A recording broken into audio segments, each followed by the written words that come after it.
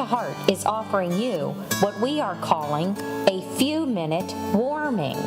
These inspirational words may be just what you need to change the outcome of your life. Join us for a warming to fill your heart. Jesus says, "This is how all will know that you are my disciples, if you have love for one another." Before Jesus dies and leaves his disciples, he wants them to know beyond any doubt that the one distinguishing mark of being his disciple will be their love for one another. Love is the only real indicator of holiness and whether one truly follows Jesus.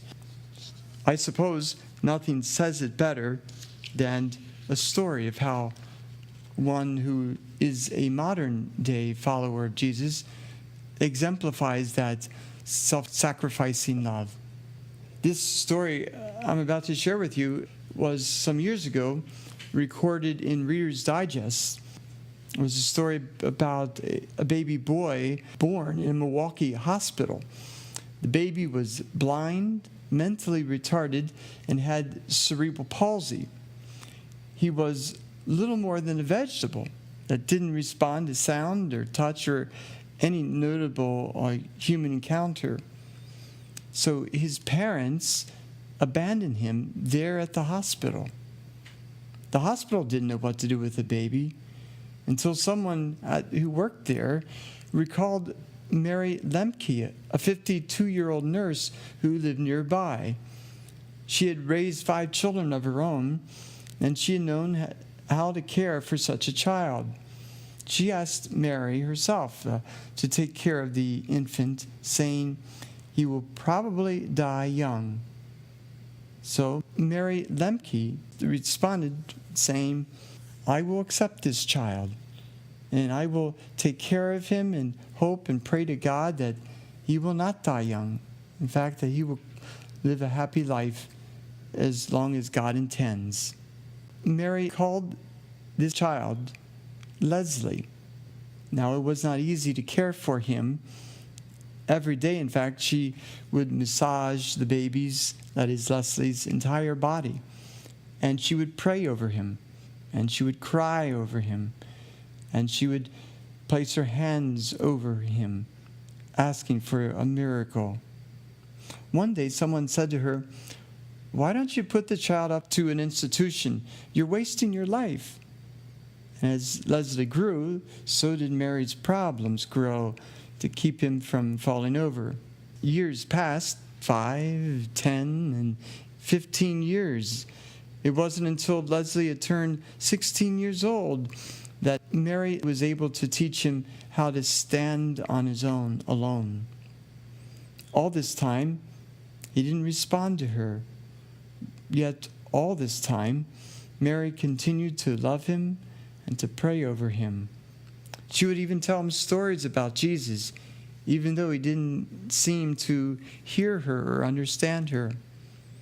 Yet, one day, Mary noticed Leslie's finger plucking a tight string on a package. She wondered what this meant and wondered if it was possible that Leslie was sensitive to music. Mary began to surround Leslie with music of all kinds. She placed every type of music imaginable before him, hoping that one type might appeal to him. Eventually, Mary and her husband bought their son a second-hand piano, and they put it in Leslie's bedroom. Mary took Leslie's fingers in hers and showed him how to push the keyboard down.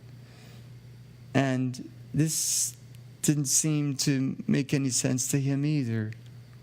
Then one night, in the year 1971, Mary awoke to the sound of someone playing Tchaikovsky's Piano Concerto No. 1.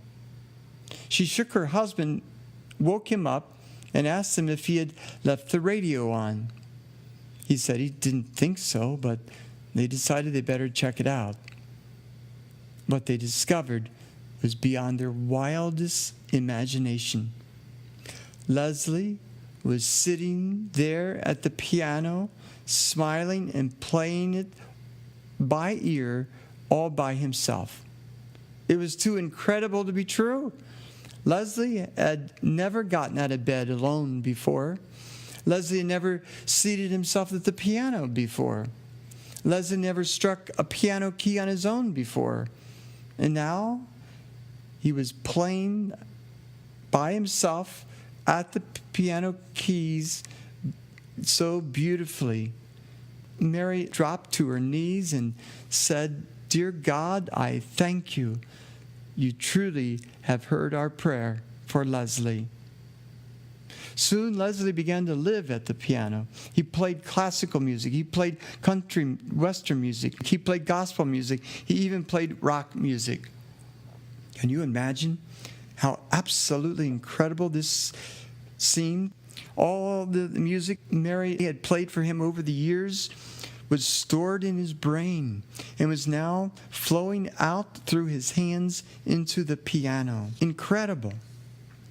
Leslie now, today, I heard he recently had died, but before then, he had played at piano concerts for church groups, for civic organizations, and for people who were cerebral palsy victims and their parents, and even for retarded children and their parents. He's even appeared on national television. Doctors describe Leslie as an autistic savant, a person who is mentally retarded from brain damage, but yet they are extremely talented. They can't explain this unusual phenomenon, although they have known about it for nearly 200 years. Mary Lemke can't explain it either. She does know how the talent can be released through love. The story of Mary Lemke and what her untiring love did for Leslie needs to be told over and over again. But it's especially appropriate for us today for 3 reasons. First, it dramatizes in a moving way the message in today's gospel reading, namely, Jesus' teaching about love for one another. Secondly, it dramatizes in a moving way why we celebrate Mother's Day. It's because mothers, as a general rule, live out Jesus' teaching about love more consistently and more faithfully than any other group of people. And finally, it dramatizes in a moving way the tremendous power of love. What Mary's love did for Leslie is nothing short of a miracle. We thank you for accessing the Heart to Heart app. Please return again to hear inspiration that may make you laugh or even cry, but most importantly, bring you closer to your Savior, Jesus Christ.